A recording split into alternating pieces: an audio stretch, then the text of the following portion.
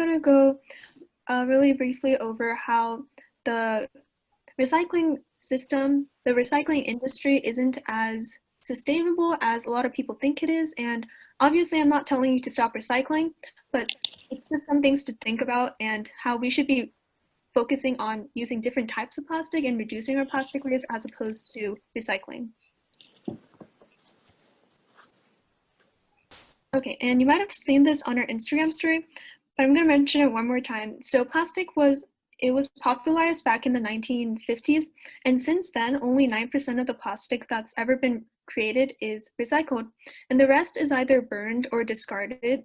And most of the plastics that are discarded are actually sent to Southeast Asia, where they're also burned or discarded. A lot of it isn't actually recycled into new materials. And we're going to go into this a little bit more in our fourth webinar, which is next Friday. But to just go over briefly, there's a lot of communities in Southeast Asia that have to deal with massive amounts of plastic waste being shipped from the US and European countries.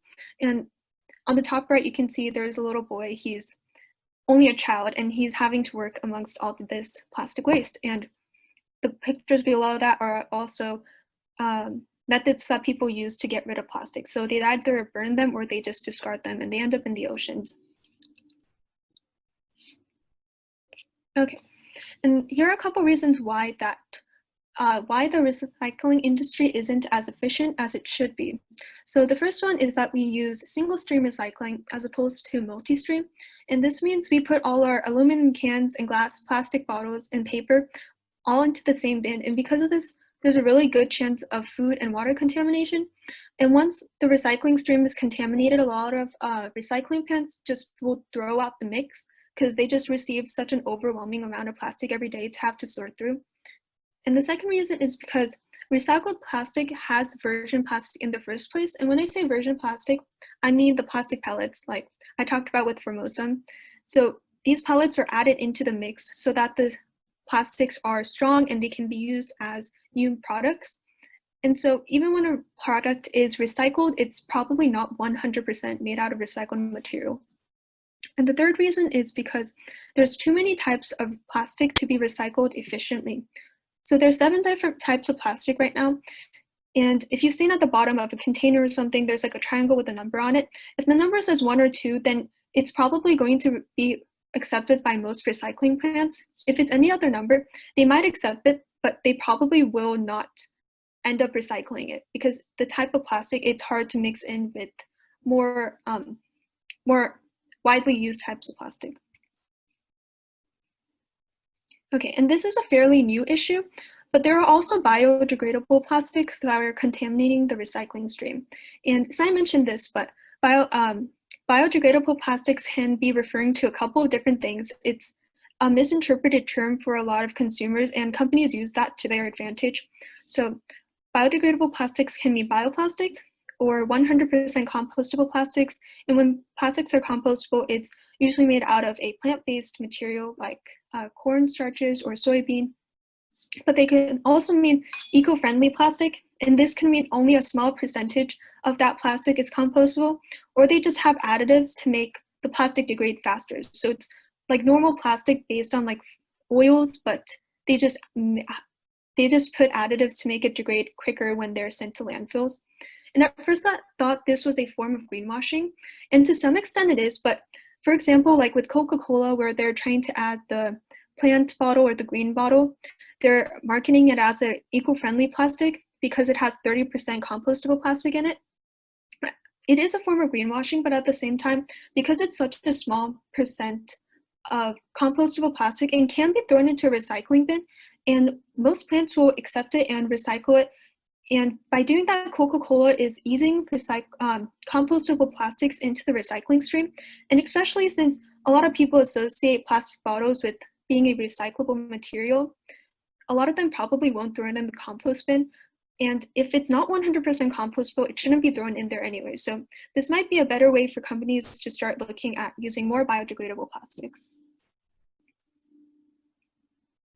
Okay, and I'm also going to go over Tupperware really quickly and other reusable plastics.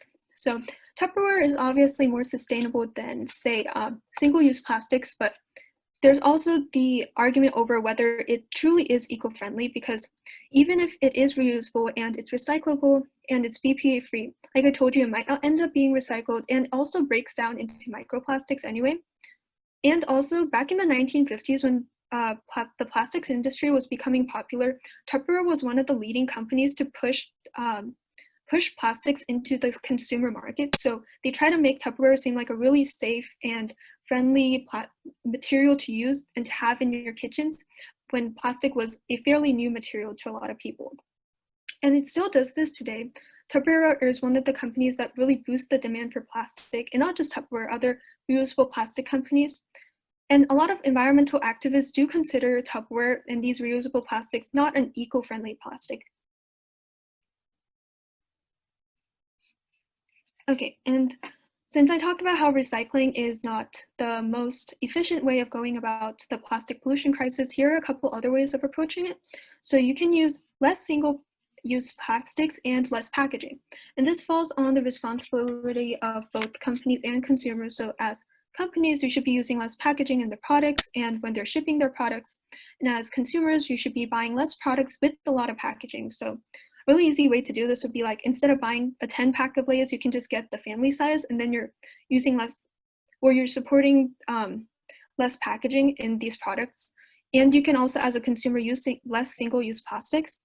And also there's the option of investing in safer alternatives to plastic. We went over this a little bit with the plastic water bottles, but glass, stainless steel, and cloth are safer for the environment in terms of they don't reduce down into microplastics and toxic chemicals.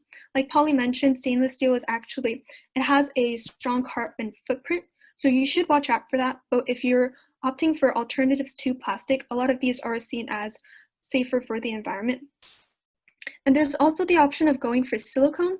Silicone is a debatable material because it lasts longer in the environment, but it doesn't biodegrade into microplastics and other plastic toxins.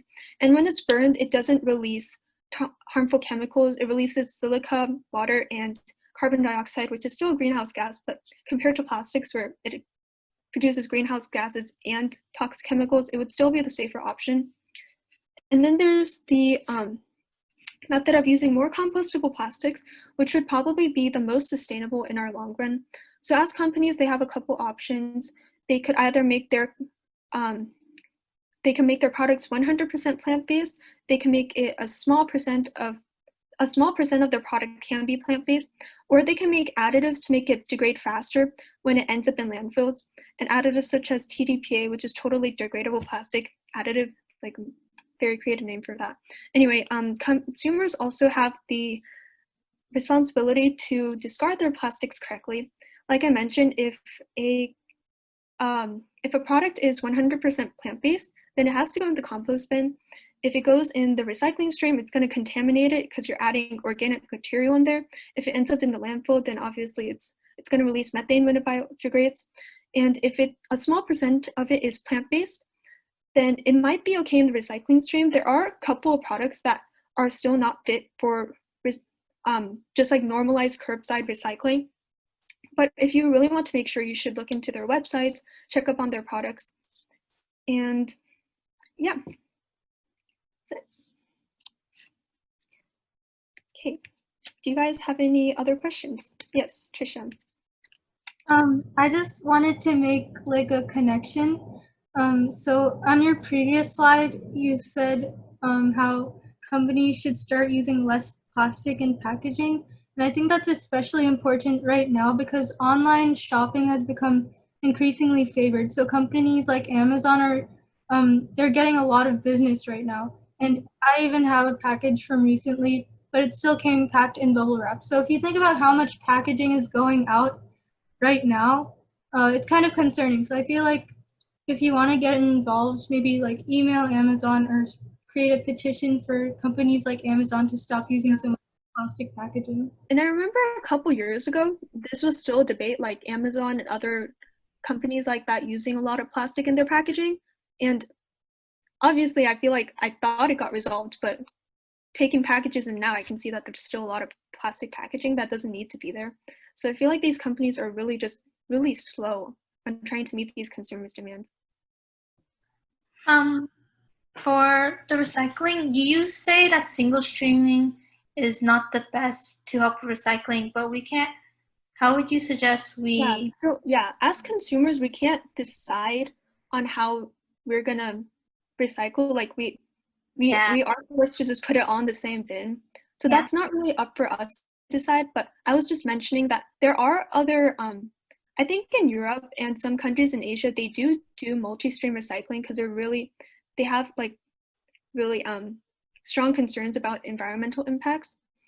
So I feel like this is just like a national problem, not something we could do unless you want to like go further and like email these companies, like Trisha said, start petitions and try to get the companies to manage their waste better. Yeah. Wait, so for the plastics that you want to recycle with the number on the bottom, would you only recommend putting numbers 1 and 2 in the recycling bin? Well, even if you do put number 1 and 2, like I said, it might not end up being recycled anyway. But if you look at what number 1 and 2 is, they are the most popular items that we use. So if you do have something that you want to be recycled, it's probably going to fall under number 1 and 2. But I know like plastic bags, a lot of them are labeled number 4, so you can't put that in the curbside bin, and they have separate recycling bins for it. So if you just feel like it's like a container that you don't use a lot, then make sure to check up on like your local recycling place. I think ours is like ABI, right? And I think they have like a list of what they accept. Yeah. I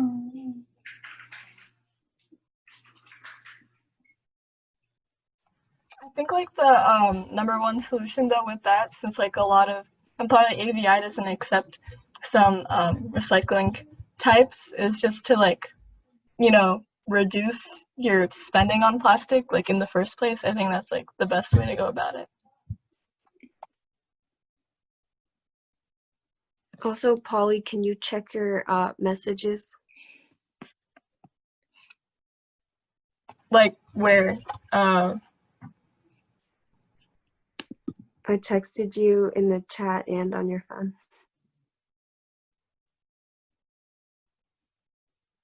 In the meantime, I'll just share a fun fact. Well, it's not very fun because yeah, okay. So there are certain types of plastics that are toxic and release harmful chemicals, and you should look out for those.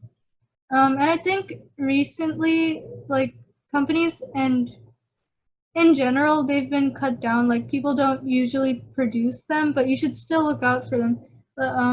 There's charts online, and right now my computer is frozen, so I can't really look it up for you guys. But yeah, you should look out for certain numbers, like the recycling numbers of plastic, and if they have that number that is indicative of a toxic plastic, then you shouldn't buy it. Oh yeah, I know 7 is probably the one that has the most likely chance of containing a toxic plastic because it's literally labeled other plastics. So it's just like plastics that are technically like based on oil, but at the same time they made it so that it's really difficult to recycle and they labeled it other. So that's like, yeah. I know like umbrellas sometimes fall under that. Like you wouldn't think you would recycle an umbrella. And I know like recycling plants don't accept umbrellas even if it's labeled recyclable. So yeah. What is the highest number? Wait, can you say that? What is the highest number? Oh, the highest number is 7. There's 7 different types of resins, yeah.